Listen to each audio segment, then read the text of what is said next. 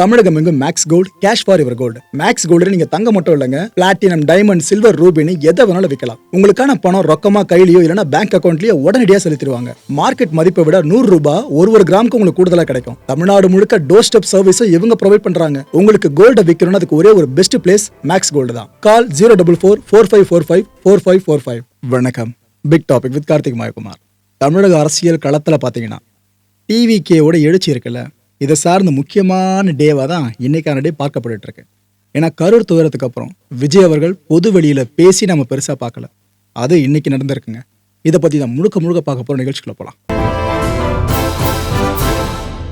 முடிஞ்சவங்க மீன் பிடிக்க கத்துக்கிட்டு வாழட்டும், முடியாதவங்களுக்கு நாம மீன் பிடிச்சு கொடுத்து அவங்கள வாழ வைப்போம்.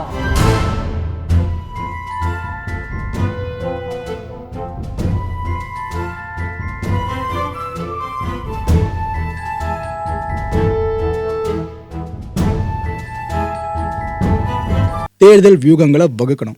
எந்த ஒரு அரசியல் கட்சியாக இருந்தாலும் சட்டப்பேரவை தேர்தலை முன்னிட்டு அதுதான் இப்போதைக்கு அவங்களுக்கு பிரைமரி ஃபோக்கஸாக இருக்கும். ஆனால் டிவிக்கு அதில் பெருசாக ஃபோக்கஸ் பண்ணாமே இருந்தாங்க. காரணம் கரூர் துயரம் தான். சரி, நான் அந்த அடியெல்லாம் வாங்கி முடிச்சுட்டு அந்த பாதிக்கப்பட்ட குடும்பத்தினரை சந்தித்து முடித்த கையோடு இப்போ அவங்களோட சிறப்பு பொதுக்குழு கூட்டத்தை நம்ம மாமல்லபுரம் இருக்குல்ல, அங்கே இருக்க ஒரு நட்சத்திர ஹோட்டலில் ஆர்கனைஸ் பண்ணியிருக்காங்க. ஆக்சுவலாக இந்த கூட்டத்துக்கு மட்டுமே நிறைய பேர் பங்கேற்கிறதுக்கு ரொம்ப ஆவலாக இருந்திருக்காங்க. ஆனால் கட்சி தலைமை தெளிவாக சொல்லிட்டாங்க, நம்பர்ஸ் ரொம்ப லிமிட்டடாக இருந்தால் போதும். அதுவும் இந்த இன்விடேஷன் லெட்டர் இருக்குல்ல, அதை வச்சுருக்கவங்க மட்டும் வாங்க, ஐடி கார்டை ஹோல்ட் பண்ணியிருப்பீங்களே நீங்கள் மட்டும் வாங்க. இப்படி ஏறக்குறைய ஒரு 2000 பேர் வரைக்கும் தான் அதிகபட்சமாக அந்த ஈவெண்ட்டுக்கு வந்தால் சரியாக இருக்கும்னு ஒரு முடிவை அறிவித்து அதை கரெக்டாக எக்ஸிக்யூட்டும் பண்ணியிருக்காங்க. ஏன்னா இன்றைக்கி கூட்டம் ஆரம்பிக்கும் போதெல்லாம் அந்தளவுக்கு கடிவாளங்களை பார்க்க முடிஞ்சதுங்க. ஏன்னா கரூர் துயரத்துலேயே கூட்டம் சேர்த்து எந்தளவுக்கு பேக் ஃபேர் ஆச்சுன்னு கண்டிப்பாக உங்களுக்கே தெரிஞ்சிருக்கும். அதுபோல் இன்னொரு துயர் நிகழ்வை அவங்க எப்போவுமே பார்த்துடக்கூடாதுன்றதுல ரொம்ப தீர்க்கமாக இருக்காங்க. ஸோ இந்த எல்லா அரேஞ்ச்மெண்ட்ஸையும் தாண்டி இன்னைக்கு இந்த கூட்டம் சிறப்பாகவே ஆரம்பிச்சது. விஜய் அவர்கள் இந்த மாமல்லபுரத்தை நோக்கி கிளம்பி வந்துட்டு இருந்தார் பார்த்தீங்களா, அவர் காரில் ஏறி பயணிக்க ஆரம்பிச்சதுலேருந்து பல பேரும் ஃபாலோ வேற பண்ண ஆரம்பித்தாங்க. எத்தனை முறை யார் சொன்னாலும் கேட்குற மாதிரி இல்லைங்க. ஊடகங்களையும் பெருசாக இதை லைவ் அடிச்சுட்டே இருந்தாங்களா, லைவ் ஃபீட் இறங்கிட்டே இருந்துச்சா, விஜய் கிளம்பிட்டார், காரில் வராரு அதுன்ட்டு. இதை பார்த்துட்டு பல பேர் அங்கே போகிறாங்களா என்னவோ தெரியல, கூட்டம் அங்கேயும் பார்க்க முடிஞ்சுது. ஒற்றை கார் தான், ஆனால் அது சார்ந்து வந்த அந்த ஒரு சின்ன படம் இருக்குல்ல, அதை பார்க்கும்போது கரூர் துயரம் தான் திரும்ப கண்ணு முன்னாடி வந்துட்டு போகிற மாதிரி இருந்துச்சு. ஸோ யார் சொன்னாலும், விஜய் அவர்களே சொன்னாலும் கேட்க மாட்டாங்க போல இருக்கு. இந்த கரூரில் உயிரிழந்தாங்கன்னா 41 பேர். அவங்க எல்லாருக்கும் மௌன அஞ்சலி செலுத்தப்பட்டுச்சு இந்த பொதுக்குழு கூட்டத்தில். அந்த மௌன அஞ்சலியை தான் அவங்க இந்த ஈவெண்ட்டோட பிரதானமாகவே பார்த்துக்கிட்டு இருந்தாங்க. ஏன்னா இப்போ விஜய் அவர்கள் என்ன பேச போறாரு அப்படின்ற எதிர்பார்ப்பு இருக்குல்ல, அது எல்லாம் தாண்டி இந்த விஷயம் சார்ந்து அவரோட முகம் இப்போ எந்த அளவுக்கு இருக்கு, அந்த சோக வடிஞ்ச முகம் இருக்குல்ல, அது இப்போ வரைக்கும் தொடருதா இல்லையா, இதை குற்றமாக கண்டுபிடிக்க பல பேர் காத்துக்கிட்டு இருக்காங்கல்ல. அது சார்ந்த பல விஷயங்கள் அங்கே பார்க்க முடிஞ்சதுங்க. அதுவும் விஜய் அவர்கள் காருக்குள்ள அமர்ந்திருந்தார்ல, அப்போ நிறைய பேரும் செல்ஃபோன் கேமரா மூலமாக பதிவு பண்ணாங்க வீடியோஸ்லாம். அப்பயும் அவர் ஒரு மாதிரி உடஞ்சு போய் தான் காருக்குள்ள அமர்ந்திருந்தாப்புல. ஸ்டேஜுக்கு வரும்போதும் அப்படிதான் இருந்தார். இந்த துயர் மிகுந்த முகத்தோடவே தான் மௌன அஞ்சலி அங்க செலுத்தப்பட்டுச்சு. முதலில் நமது கரூர் சொந்தங்களுக்காக 2 நிமிடம் மௌன அஞ்சலி.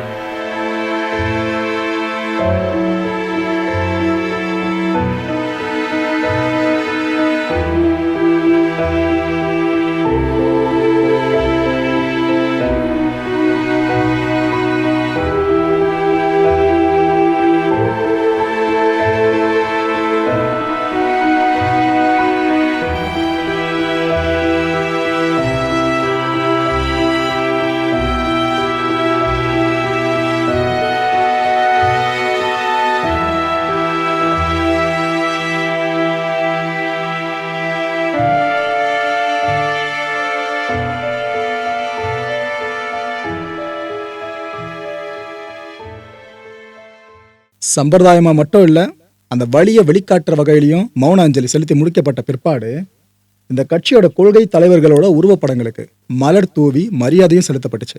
இப்போது தலைவர் நமது கொள்கை தலைவர்களுக்கு மலர் தூவி மரியாதை செய்வார்.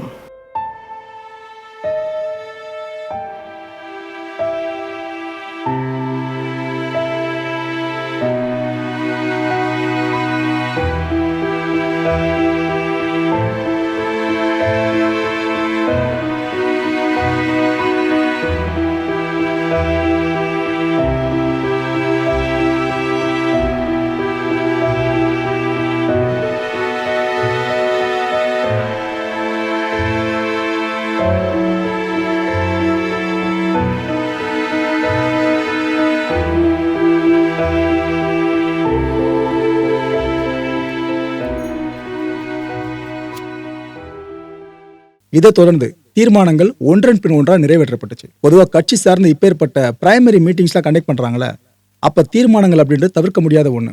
அதுவும் தமிழ்நாட்டில் சமீபத்தில் நடந்துட்டு இருக்க பல நிகழ்வுகள் இருக்கல, துரதிருஷ்டவசமான பல நிகழ்வுகளும் கூட. இது எல்லாம் சேர்த்து வச்சு தீர்மானங்கள் ஒன்றன் பின் ஒன்றா அந்த கூட்டத்தில் நிறைவேற்றப்பட்டவண்ணா இருந்துச்சு. பொதுக்குழு தீர்மானங்கள். முதல் தீர்மானத்தை வழங்குவதற்காக கரூர் மேற்கு மாவட்ட கழக செயலாளர் அண்ணன் விபி மதியழகன் அவர்கள் வருகிறார். தீர்மானம் 1. கரூரில் கூட்ட நெரிசலில் உயிரிழந்த உறவுகளுக்கு இரங்கல். தமிழகத்தில் புதிய மற்றும் நேர்மையான அரசியல் அதிகார மாற்றத்தை ஏற்படுத்தும் உன்னத லட்சிய நோக்கத்தை செயல் வடிவத்தின் முதல் படியாக நம் வெற்றி தலைவர் அவர்கள் தமிழகம் முழுவதும் மக்கள் சந்திப்பு பயணத்தை மேற்கொள்ள தொடங்கினார். திருச்சி, அரியலூர், நாகப்பட்டினம், திருவாரூர் ஆகிய ஊர்களில் நம் வெற்றி தலைவரின் அனல் பறக்கும் பேச்சும் ஆளும் தரப்பை நோக்கி எழுப்பிய கேள்விகளும் தமிழக அரசியலில் அதிர்வலைகளை ஏற்படுத்தின. தீர்மானம் 2. பெண்கள் பாதுகாப்பு தீர்மானம். அண்ணா பல்கலைக்கழக மாணவிக்கு நேர்ந்த கொடுமையே நம் நெஞ்சை விட்டு அகலவில்லை. அதற்குள் கோவையில் கல்லூரி மாணவி ஒருவர் கூட்டு பாலியல் வன்கொடுமைக்கு ஆளாகியுள்ளார் என்ற செய்தி தமிழ்நாட்டையே பதற வைத்துள்ளது.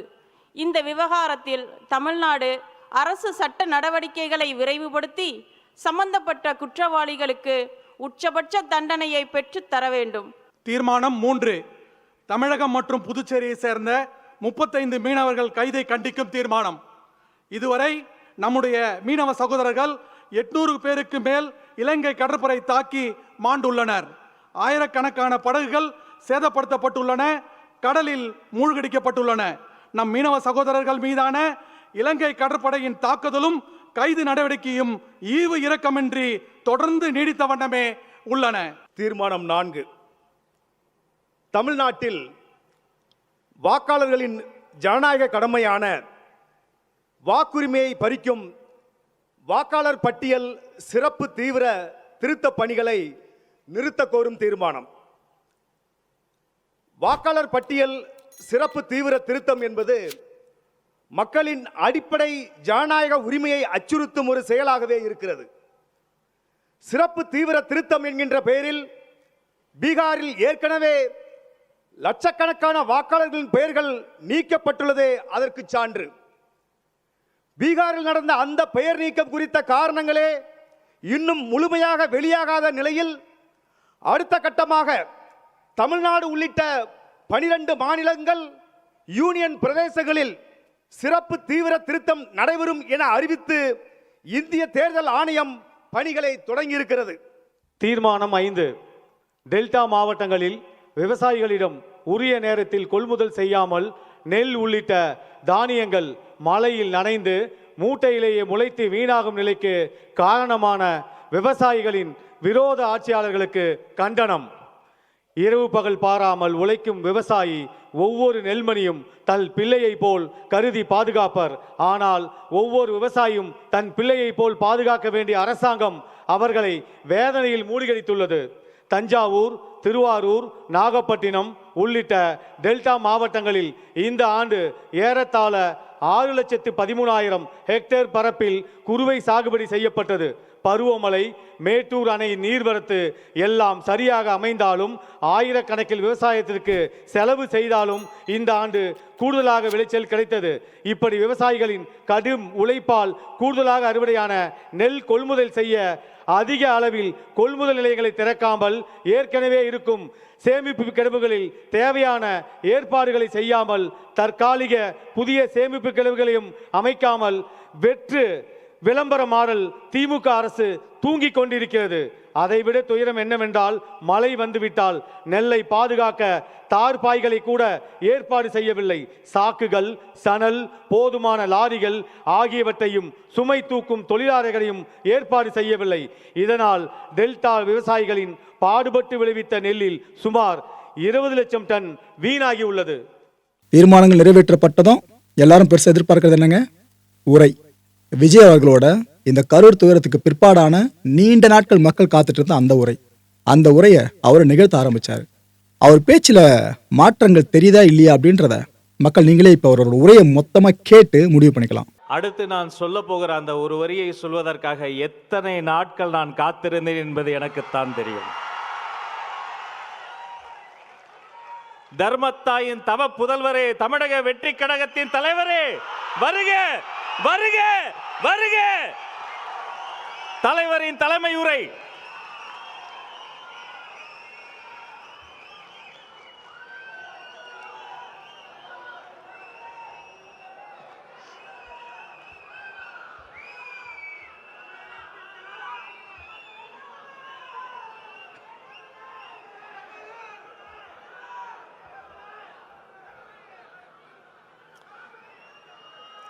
என் நெஞ்சில் குடியிருக்கும்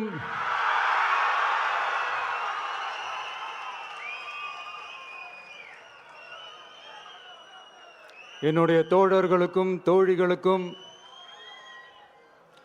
தமிழக மக்களுக்கும் என்னுடைய வணக்கம்.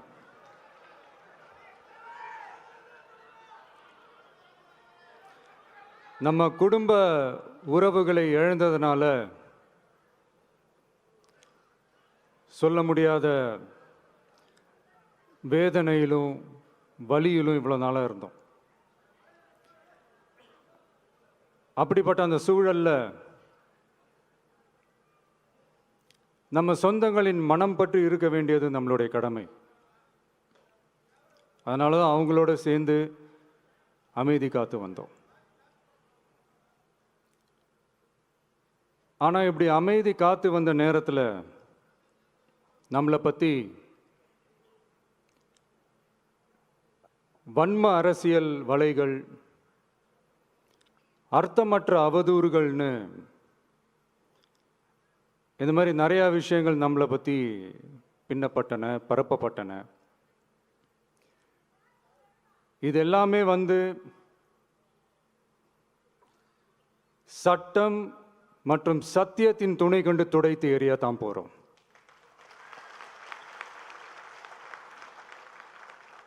பட் அதுக்கு முன்னாடி தமிழக சட்டமன்றத்தில் நமக்கு எதிராக நிகழ்த்தப்பட்ட ஓர் உரைக்கு ஒரு நாகரிக பதிலடி கொடுக்கணும்னு நான் நினைக்கிறேன்.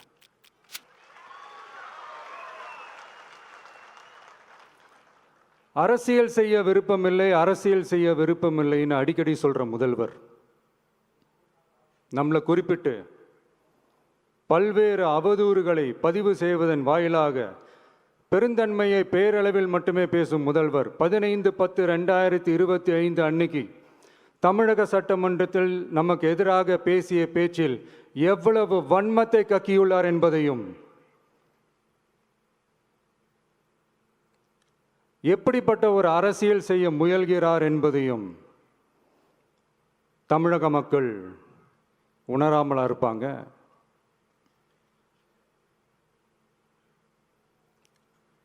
இந்த கரூரோடு சேர்ந்து 5-6 மாவட்டத்துக்கு இந்த மக்கள் சந்திப்பு நிகழ்ச்சிகள்லாம் நடத்தியிருக்கிறோம், போயிருக்கிறோம்.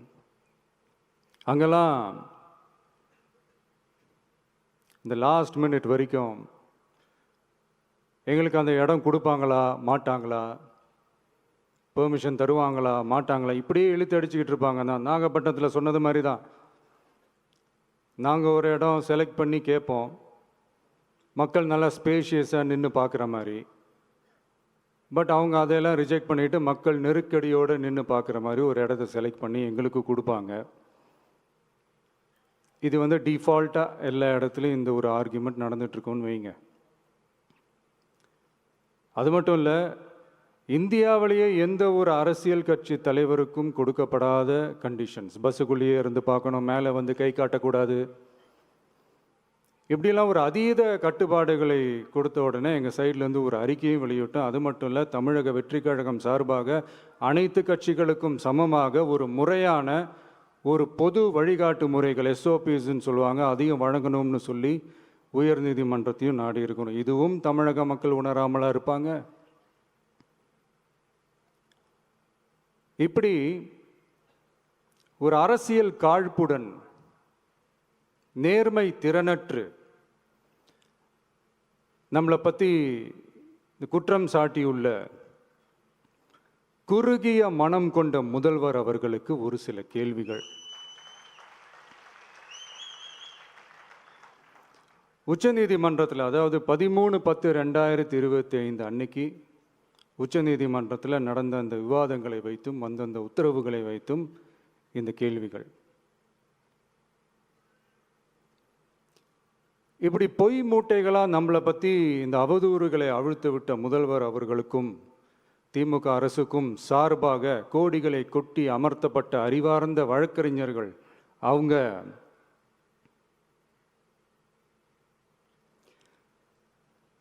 இந்த கபட நாடக திமுக அரசோட தில்லுமுல்லுகளை தாங்கி பிடிக்க இயலாமல் உச்சநீதிமன்றத்தில் திக்கு திணறி நின்றது முதல்வர் அவர்களுக்கு மறந்துவிட்டதா? இந்த கரூர் சம்பவத்துக்கு அப்புறமே அவசரமா ஒரு தனிநபர் ஆணையம், அந்த தனிநபர் ஆணையத்தை அவமதிக்கிற மாதிரி அரசு உயர் அதிகாரிகள், காவல்துறை உயர் அதிகாரிகள் எல்லாருமே நம்மளை பற்றி ஃபுல்லாக இந்த அவதூறுகள் பரப்பி ஒரு செய்தியாளர்கள் சந்திப்பு அவசரமாக. இதெல்லாம் ஏன் நடக்குது? எதுக்காக நடக்குது அப்படின்னு ஒட்டுமொத்த தமிழக மக்களும் கேள்வி கேட்க ஆரம்பிச்சாங்க. இதுவும் தமிழக முதல்வர் மறந்துட்டாரா? அதுக்கப்புறம் அந்த தனிநபர் ஆணையத்தை தலையிலேயே கொட்டி வீட்டுக்கு அனுப்பிச்சிட்டாங்க. அது வேறு விஷயம்.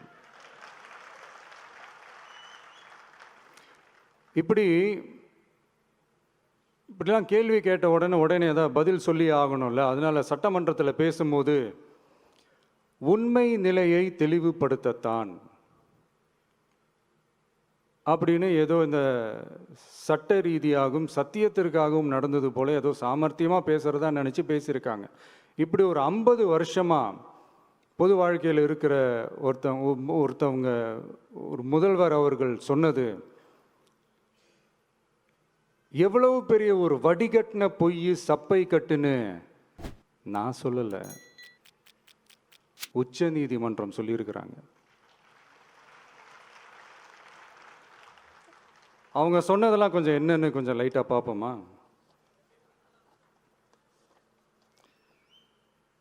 The comments which have been made before the media by the top officers of the police department may create doubt in the minds of the citizenry on impartiality and fair investigation. The faith and trust of the general public on the process of investigation must be restored in the criminal justice system. அதாவது அரசு காவல் உயர் அதிகாரிகள் ஊடகங்களிடம் பேசியது என்பது பொதுமக்களிடையே நியாயமான விசாரணை நடக்குமா என்ற சந்தேகத்தை ஏற்படுத்தக்கூடும் என்றும்,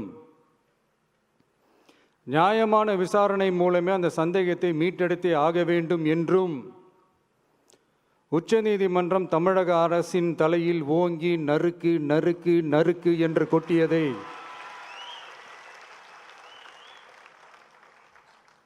முதல்வர் அவர்கள் மறந்துட்டாரா?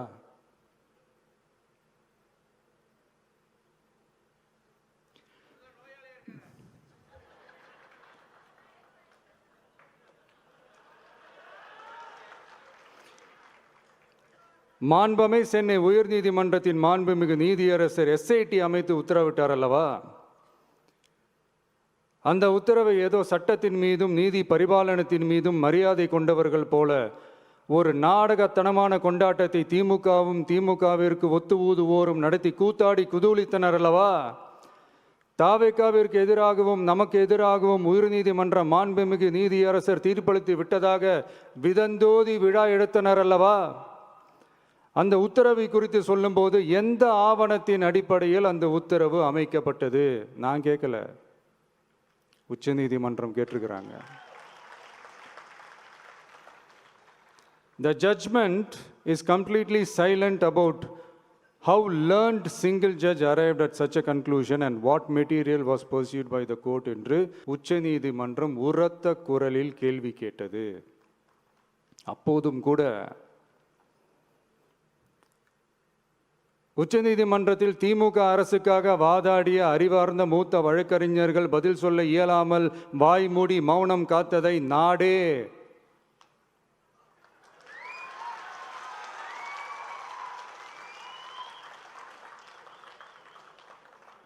பார்த்ததல்லவா? இதையும் முதல்வர் அவர்கள் மறந்துட்டாரா?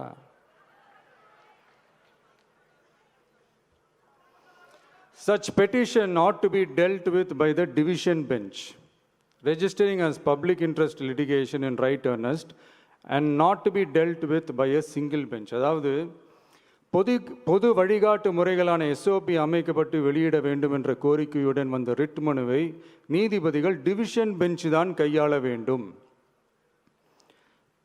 தனி நீதிபதி பெஞ்ச் கையாளக்கூடாது என்றும் உச்சநீதிமன்றம் சொன்னதல்லவா? அது மட்டுமா, கோரிக்கையே இல்லாமல் எஸ்ஐடி அமைக்கப்பட்டது எந்த வகையில் சரி என்றும் கேள்வி எழுப்பியது உச்சநீதிமன்றம். இது எல்லாமே அறியாமலோ இல்லை அறியாதது போலவோ உச்சபட்ச அதிகார மயக்கத்தில் இருந்து பேசினாரோ முதல்வர் அவர்கள்? மனிதாபிமானம், அரசியல் அறம், மாண்பு இதெல்லாம் எதுவுமே இல்லாம வெறும் பேச்சில் மட்டுமே பேசிக்கிட்டு அரசியல் ஆதாயம் தேடுற ஆட்டத்தை ஆடத் தொடங்கிவிட்டார் முதல்வர் அவர்கள்.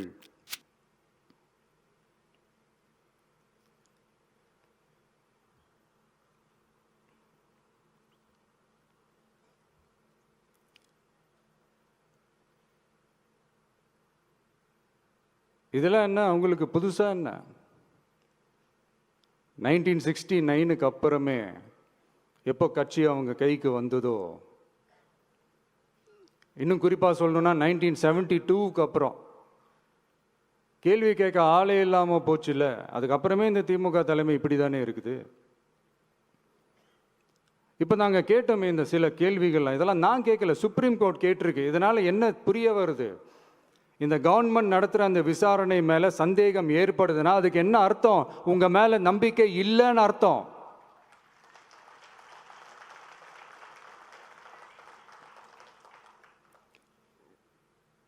இதெல்லாம் ஏன் எதுக்காகன்னு முதல்வர் அவர்களுக்கு புரியுதா?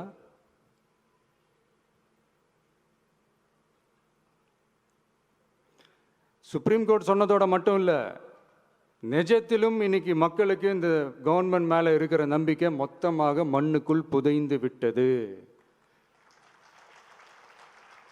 இதுவாவது முதல்வர் அவர்களுக்கு புரியுதா? புரியலனா 2026 தேர்தலில்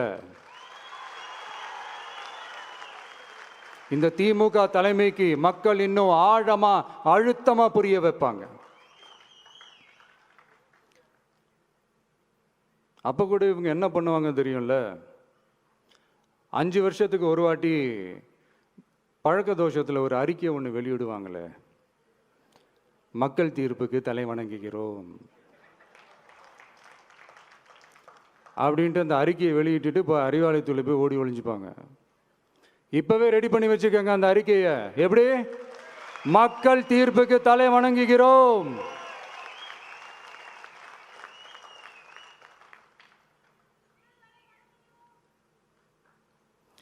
நான் போன பொதுக்குழுவில் சொன்னதை தான் இங்கே நான் திரும்பவும் சொல்கிறேன். இயற்கையும் இறைவனும் நம் தமிழக சொந்தங்களின் வடிவில் மாபெரும் மக்கள் சக்தியை நம்ம கூடவே நிற்கும் போது எம் மக்களுக்கான அரசியலை தடுப்பவர் எவர்?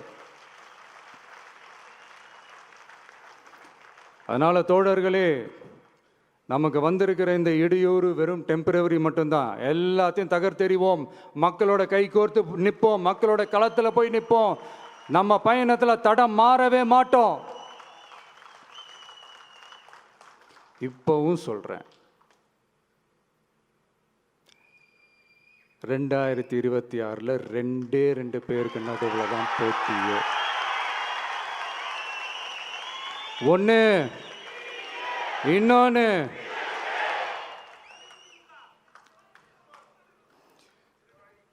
இந்த போட்டி இன்னும் ஸ்ட்ராங்காக மாறப்போகுது. 100% வெற்றி நமக்கு. வாகை சூடுவோம், வரலாறு படைப்போம், கான்பிடண்டா இருங்க, நல்லதே நடக்கும், வெற்றி நிச்சயம். மீண்டும் சந்திக்கும் வரை நன்றி, வணக்கம். மக்களை இந்த கான்டென்ட்டை பொறுத்த வரைக்கும் என் மனசில் ஒரே ஒரு வினாதான் இருக்குது. முடிஞ்ச அதுக்கான பதில்களை கீழே கமெண்ட் செக்ஷனில் கமெண்ட்டாக லீவ் பண்ணுங்கள். தாவேக்கா இந்த தேர்தலில் தனிச்சு தான் போட்டியிடணும் அப்படின்னு பல தரப்புல இருந்து குரல்கள் எழ ஆரம்பிச்சிருக்கு. இன்னொரு பக்கம் இல்லைங்க, அவங்க இந்த எலெக்ஷனில் சிஎம் சீட்டுக்கெல்லாம் பெருசாக ஆசைப்பட முடியாது. அதுக்கு பதிலாக ஒரு ஸ்ட்ராங்கான கட்சியோட கூட்டணி வச்சுக்கிட்டு அவங்க விஜயகாந்த் சார் அவர்கள் உங்களை கட்சியை நிலைநிறுத்துறாங்களே, ஏடிஎம்கே கூட அலையன்ஸ் போயிட்டு அதுக்கப்புறம் எதிர்கட்சி தலைவர்ன்ற அந்தஸ்தில் அமர்ந்து அது போல விஜய் அவர்கள் இப்போ பண்ணார்னா சரியா இருக்கும்னு ஒரு பக்கம் சொல்லிக்கிட்டு இருக்காங்க. இல்லை மக்கள் நீங்கள் எந்த பக்கம் நிற்கிறீங்க? இவர் சார்ந்தோ இவர் கட்சி சார்ந்தோ அவர் தனிச்சு போட்டியிடுறது சிறப்பாக இருக்குமா, இல்லைனா கூட்டணி அமைச்சே போட்டியிடணும் நீங்கள் விரும்புறீங்களா? அடுத்த நிகழ்ச்சி சந்திக்கலாம். நன்றி, வணக்கம். தமிழகம் எங்கும் max gold, cash for your gold. Max gold நீங்கள் தங்க மட்டும் இல்லைங்க, பிளாட்டினம், டைமண்ட், சில்வர், ரூபினி எதை வேணாலும் விற்கலாம். உங்களுக்கான பணம் ரொக்கமாக கையிலையோ இல்லைனா பேங்க் அக்கௌண்ட்லயோ உடனடியாக செலுத்திடுவாங்க.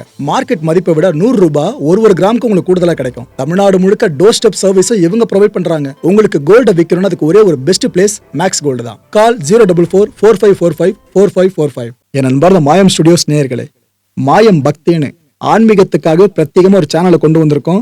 மறக்காம சப்ஸ்கிரைப் பண்ணி அந்த சேனலுக்கு உங்களோட ஆதரவை மனப்பூர்வமாக தெரிவிங்க. வணக்கம் மாயம் ஸ்டுடியோஸ் நண்பர்களே. மாயம் ட்ரெண்ட்ஸ் அப்படின்ற ஒரு புதிய ஃபேஸ்புக் பேஜை ஓப்பன் பண்ணியிருக்கோம்.